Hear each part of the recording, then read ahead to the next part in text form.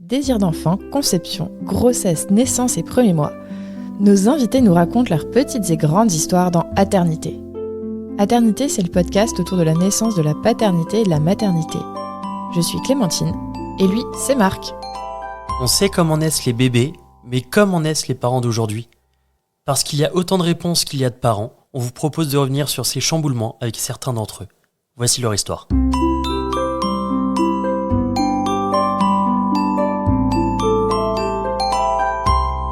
Alors, la semaine dernière, dans Aternité, nous avons vu Yvan et Aurore. Ah oui, je parle de moi en premier d'ailleurs.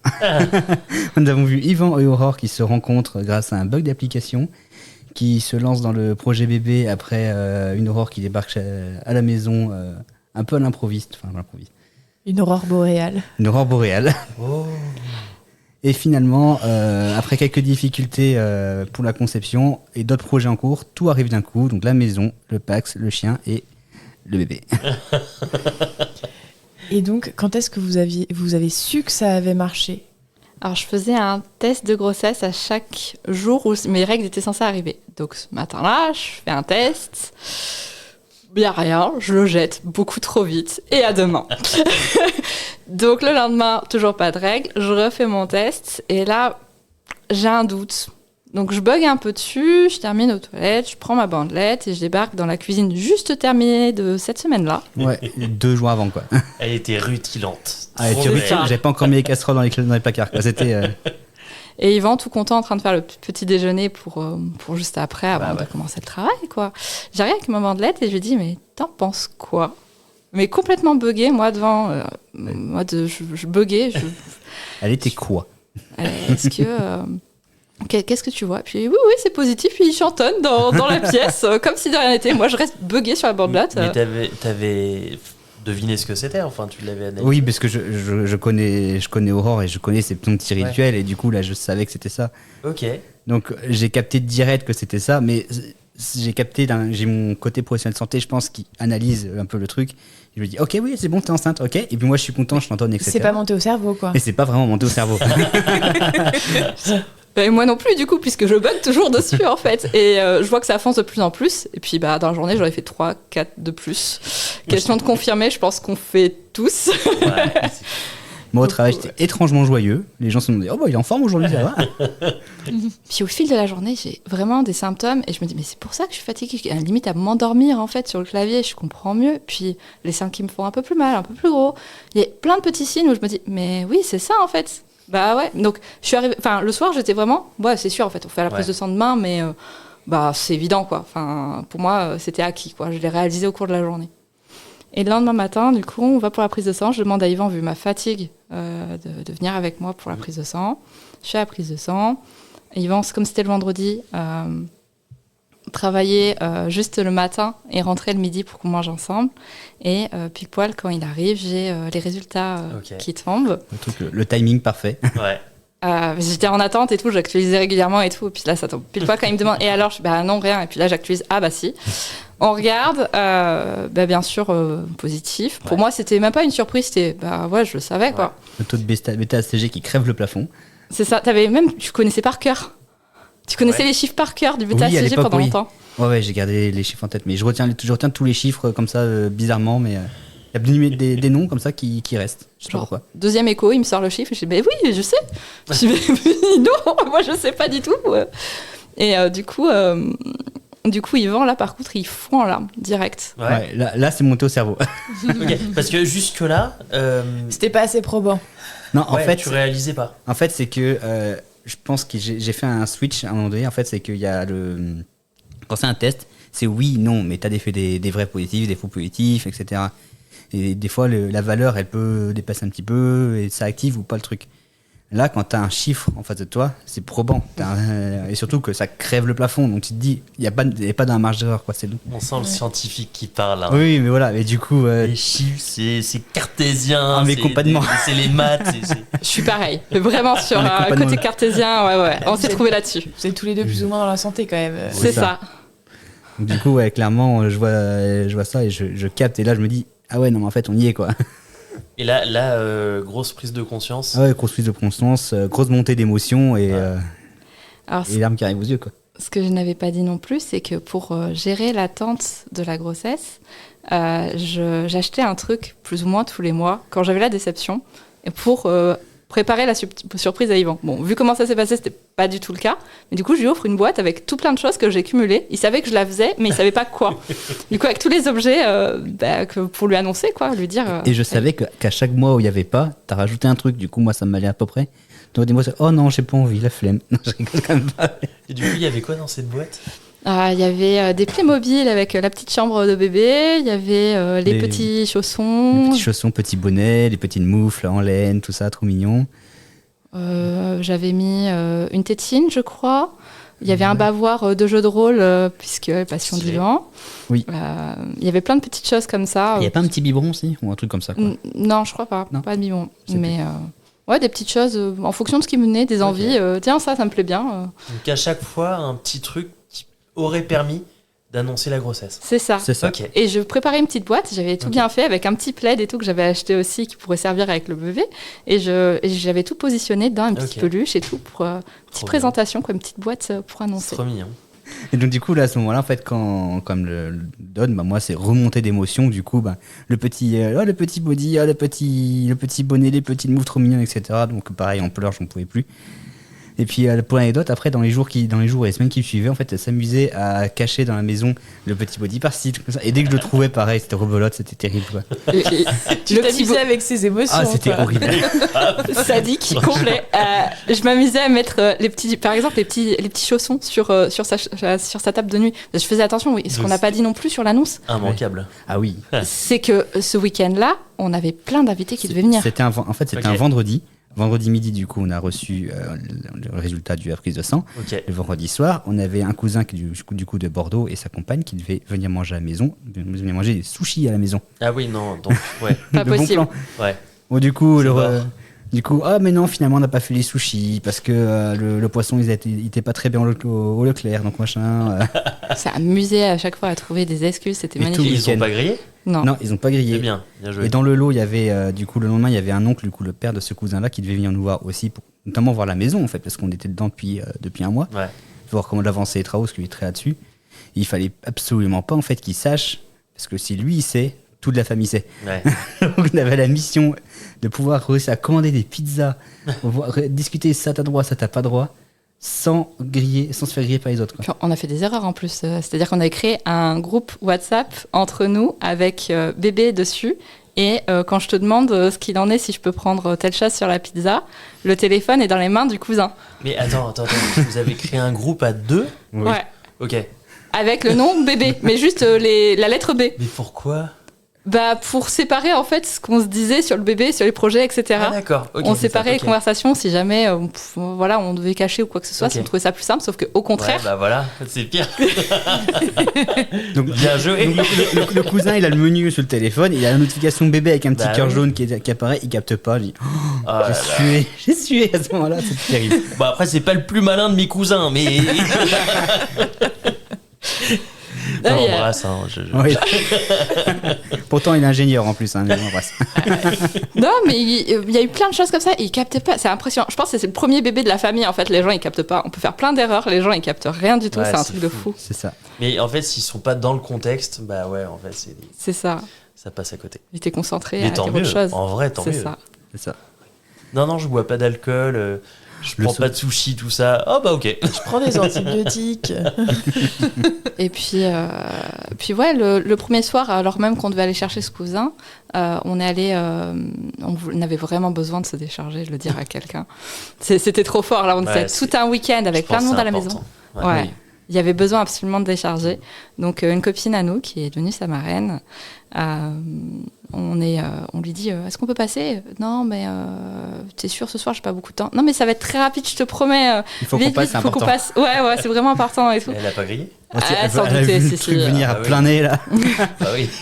Et elle savait qu'on était en essai aussi, tout Ouais. ça. Donc, et puis moi, j'avais déjà acheté pour les personnes les plus proches, comme ça, qu'on savait, on a voulu leur dire, un petit cadeau, question de le jour où ça arrive, je leur annonce de façon propre, quoi. Ouais. Donc, on y va, on lui annonce et tout, pleure. Et sauf qu'elle Évidemment. aussi, elle nous annonce en même temps qu'elle elle lance le projet d'adoption de son Oh, côté. c'est beau aussi. Ouais. Ouais, Parce Ah, qu'à c'est chouette. à ce moment-là, elle était toute seule, et puis Ouais. elle voulait pas attendre, elle en avait marre. Ok. Donc Ah, un c'est ascenseur, beau. donc on a fini tous les trois en pleurs, en câlin, on n'en pouvait plus. Sauf qu'il y avait les cousins qui attendaient à la gare à côté, quoi. Ouais. Donc, On a fait des photos aussi. On a fait des photos rapidement pour avoir tout de suite sur l'émotion en fait de ce soir-là. Ah, parce on a que fait- sinon on l'avait plus après. Hein. Après le C'est week-end, ça. c'était mort. quoi. Ouais. Donc Mais t'avais dit que t'avais préparé quelque chose pour leur annoncer ouais. à vos proches. C'était quoi? Alors pour cette copine à qui on a dit en premier, c'était un petit body avec tu vas être Tati parce Ouais, que c'est mignon. comme bah, on est proches et tout, on considère que c'était à Tata Ouais. quoi. Et ça fait un petit souvenir. Pour elle, c'était ça. Je sais pas si on dit pour les autres. Après, on a tardé un petit peu plus Avec pour chaque personne. Plaisir. C'est ça. C'est le moment que j'aime bien, moi. Ouais. C'est les annonces, j'adore. Donc moi j'avais deux copains à qui j'ai annoncé avec une bière du coup où il y avait Ok. où l'étiquette était modifiée bébé à venir ou je sais plus un truc comme ça. C'est-à-dire que t'as brassé toi-même ou pas? Non, c'était Ok. pas une bière que j'ai brassée. Ah, moi-même. déception. Ok, ça aurait pu. Ah, on n'avait pas le temps avec la maison, c'était pas Ouais. encore Ah oui, possible. c'est vrai. On veut aussi la maison. Et le chien, et les chats. Ah ouais. C'est ça, ça faisait beaucoup à gérer. Ouais, Avec ouais. la fatigue, pareil, les balades du chien, ça veut dire que je pouvais plus les faire. Ah ouais, ouais, bah ouais. Donc beaucoup de charges. C'est ça.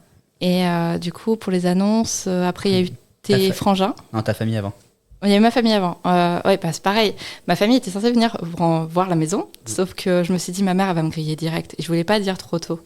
Du coup, j'ai voulu repousser le moment où elle venait. J'ai dit, non, non, viens pas finalement. Si, viens. Non, viens. Si, finalement, viens. Donc, je dit, pareil, on va se faire griller. Pas du tout. Ça passe à chaque fois. C'est fou, hein. Ah, on a eu beaucoup de chance. Ah ouais. Et c'était fin juillet, donc c'était, on n'était même pas encore dans le 3e mois. Et elles viennent. On avait préparé, pour ma mère, c'était un petit bracelet avec des petits pieds sur ce petit C'est bracelet. mignon. Ok. Et derrière, un petit message comme quoi les mamans formidables font des mamies extraordinaires, ou quelque chose comme ça. Et en fait, déjà, elles me voient, quand elles sont arrivées, elles me trouvaient beaucoup trop souriante Ouais. pour juste arriver. Ça On les a arrive. énervés. Elles sont parties. Oh, tu me gonfles avec ton sourire. Allez. A trouvé ça trop bizarre, mais elle capte pas. On arrive à l'isoler parce qu'on avait prévu autre chose pour ma mamie, donc il fallait trouver un moyen de les avoir, mais pas en même temps. C'est trop mignon. J'isole ma maman, j'appelle Yvan et je lui offre. Elle ouvre la boîte. Oh, des petits pieds, c'est mignon. Elle ne comprend pas du tout.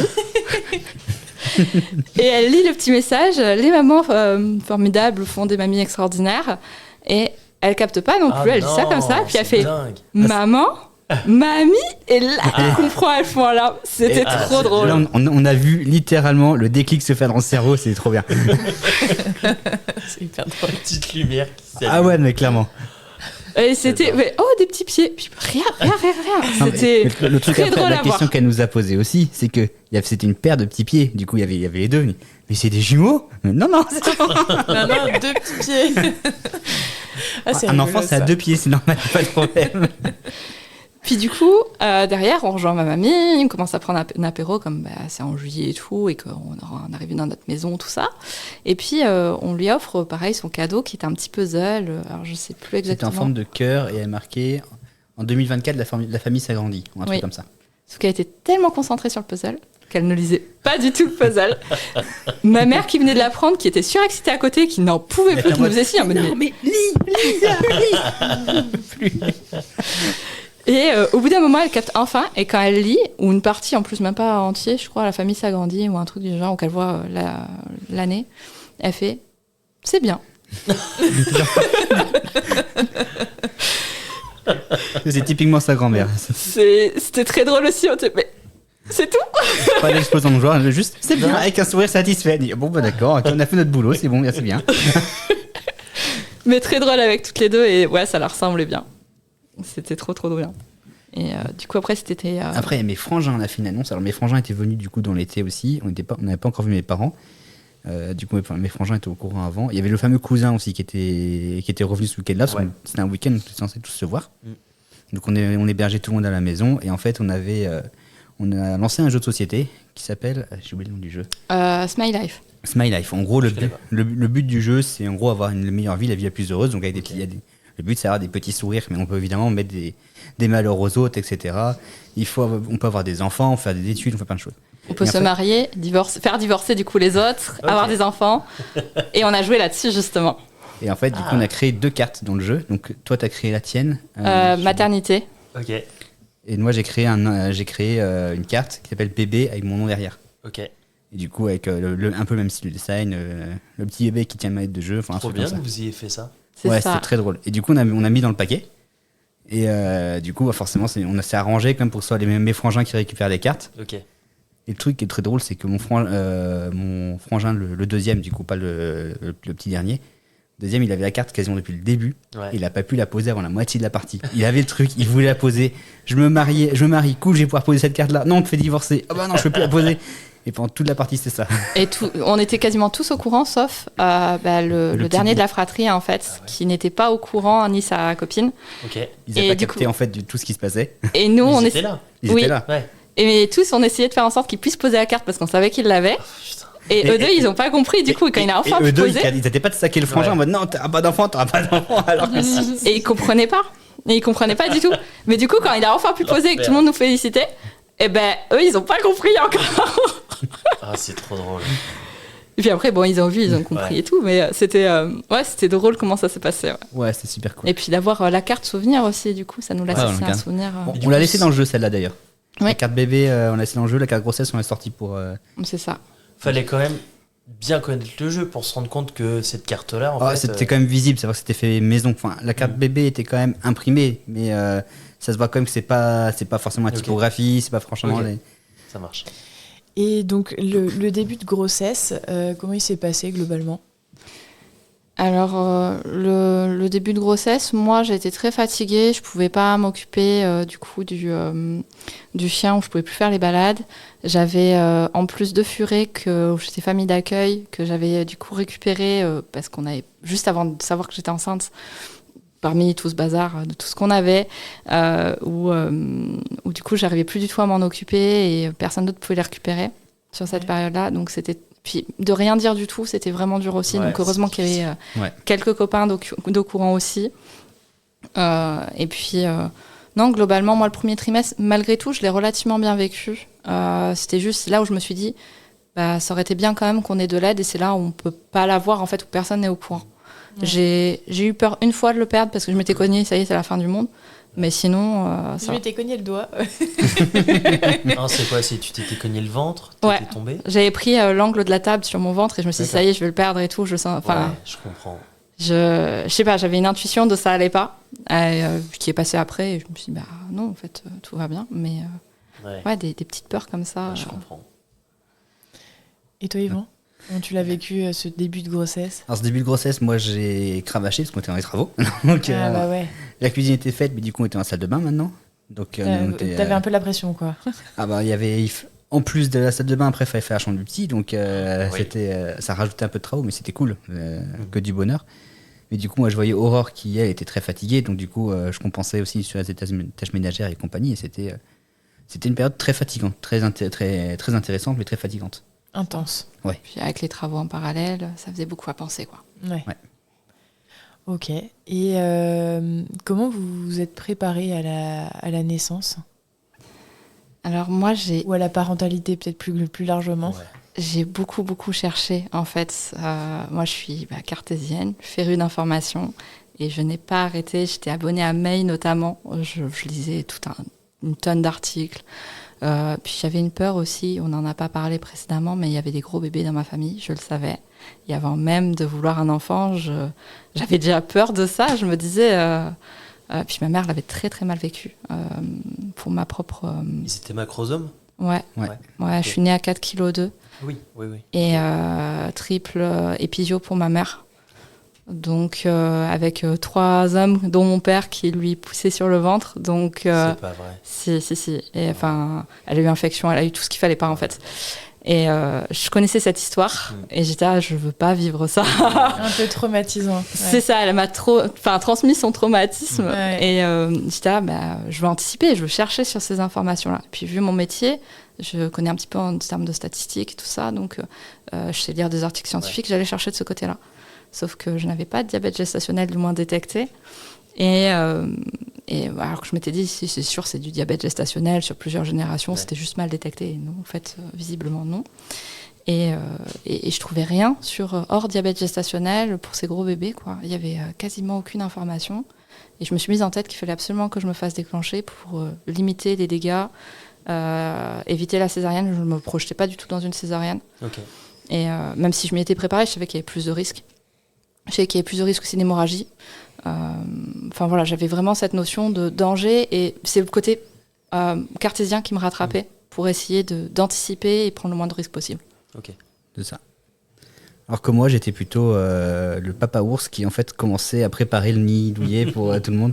Le Donc, petit écureuil.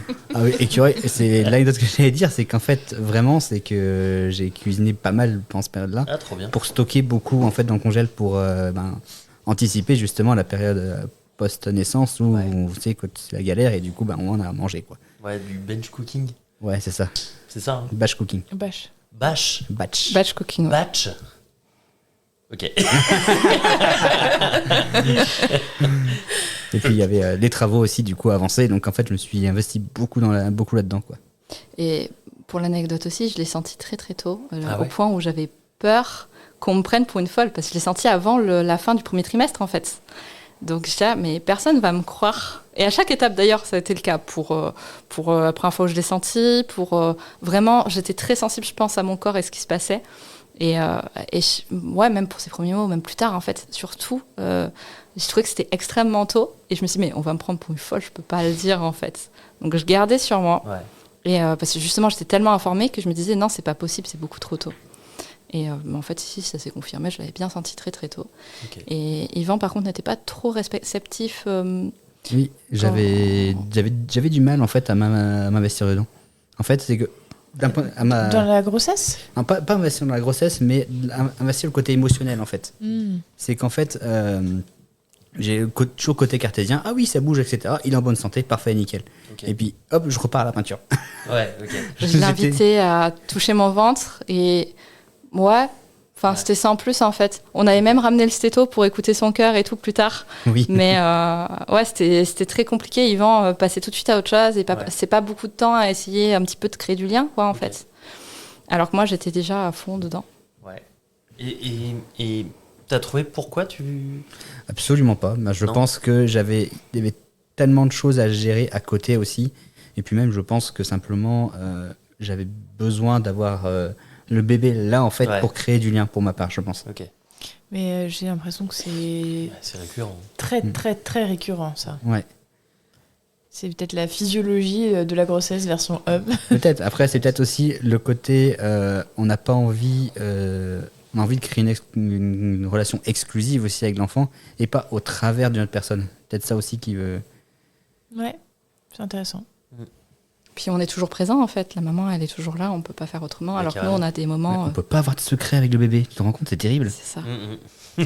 Alors que moi, sous la douche, je chantonnais, je berçais déjà. J'avais des petits moments rien qu'à nous deux, en quelque sorte. Ouais. Alors je lui ai raconté, je lui parlais beaucoup de ça, mais c'était presque le OK. Et comme s'il m'avait pas entendu, il passait à autre chose. Il se rendait pas compte en fait. Ouais. Ok. Ouais, je comprends. Je comprends. Comment se sont passés les deuxième et troisième trimestres? Moi, encore une fois, très cartésienne. Du coup, à partir de la deuxième écho, on nous annonce que 98e percentile, ce qui veut dire Ah, que quand même, hein. c'est dans les il y a 2% joli des score. plus gros bébés Ouais, c'est ça. de France. C'était sur la courbe française. Et du coup, on nous fait faire une écho de contrôle à Bordeaux. Et à cette écho de contrôle, il redescend en dessous du 80e percentile, du coup, Ok. en dehors de la zone de surveillance. Ok. Sauf qu'il s'avère qu'il était quand même au-dessus. Ah ouais.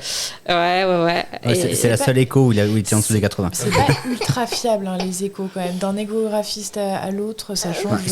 Sachant qu'on n'a jamais eu deux fois le même échographiste. C'est Ah ça. ouais. Il a toujours eu Ouais. des trucs, ça a toujours changé. Ouais, ça Ok. c'est pas cool. Non, ça a cassé un peu le truc aussi par moment. J'ai du coup à la troisième écho officielle, c'est entre la datation tout ça, enfin on en a eu beaucoup plus au final. Et du coup 97e percentile, je me dis non, là ça le fait pas. Moi je veux pouvoir avoir un autre contrôle parce que j'ai vraiment peur d'un gros bébé, je pourrais être déclenchée s'il y a besoin. Donc à 36 SA, donc aux portes du 9e mois, on voit là c'est la maternité, moi j'étais suivie en libéral qui prenait le relais. On a un contrôle de prévu à la maternité où à nouveau on nous annonce un bébé de je me rappelle 3,6 kg au jour même. Ouais, il faisait déjà 3,6 kg alors qu'on n'était même pas dans le 9e mois. Ok. Et à 200 grammes près, avec un intervalle de confiance de 500 grammes, on nous déclenchait systématique. Ok. Et du coup, cette personne n'était pas du tout réceptive. Enfin, c'était vraiment pas. Il m'a pris une porte de prison. Et en fait, le truc, c'est qu'il a pris une mesure.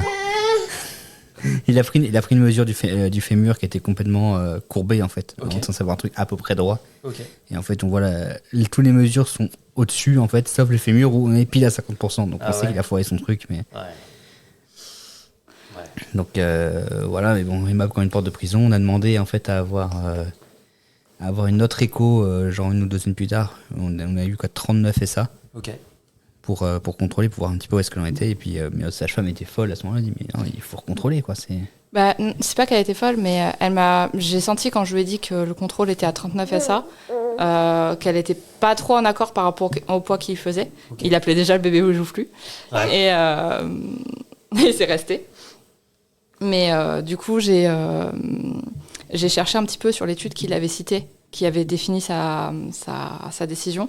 Normalement, ça aurait dû être à 37-38 SA, en fait. Ça aurait dû être à 37-38 SA, qu'on aurait dû me recontrôler, c'était déjà trop tard. Okay. Et en fait, il était déjà estimé à 39 SA à 4,1 kg. Ok, ça marche. Ouais. Ah ouais, costaud. Donc, ouais. Ça. Donc on a eu du coup on a quand même pu avoir du coup l'écho à 39 SA. Et là, du coup, on a dû quand même un peu batailler, parce qu'elle était quand même plus sympa, la gynéco qui a fait l'écho, mais on a quand même dû batailler un petit peu, et finalement, on est parti sur une décision de déclenchement. Okay. On attendait la réponse, ça a mis 1 semaine quand même, entre le moment où on a eu fait cet écho-là à 4,1 kg et le moment pour rentrer à la mater. Donc déclenchement à combien 39 SA et 6 jours. Un jour avant le 40 SA. D'accord. Et on va peut-être en parler du coup dans la prochaine partie de ça. Tout à fait. Tout à fait. Okay. Bon, on s'arrête là pour aujourd'hui. On vous dit à la semaine prochaine pour la suite. Bisous. Bisous. Bisous.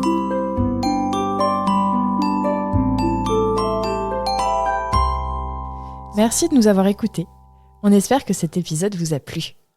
C'est grâce à vos retours et à votre soutien qu'on continue à produire des épisodes. Pour nous aider, abonnez-vous, mettez un maximum d'étoiles et des commentaires dans les plateformes d'écoute qui le permettent. Vous pouvez aussi en parler à votre entourage et nous suivre sur les réseaux sociaux. Les liens sont disponibles en bas de la description. Si l'aventure vous tente et que vous avez envie de raconter votre histoire, contactez-nous via le site aternité.com. Sans accent évidemment. Bisous!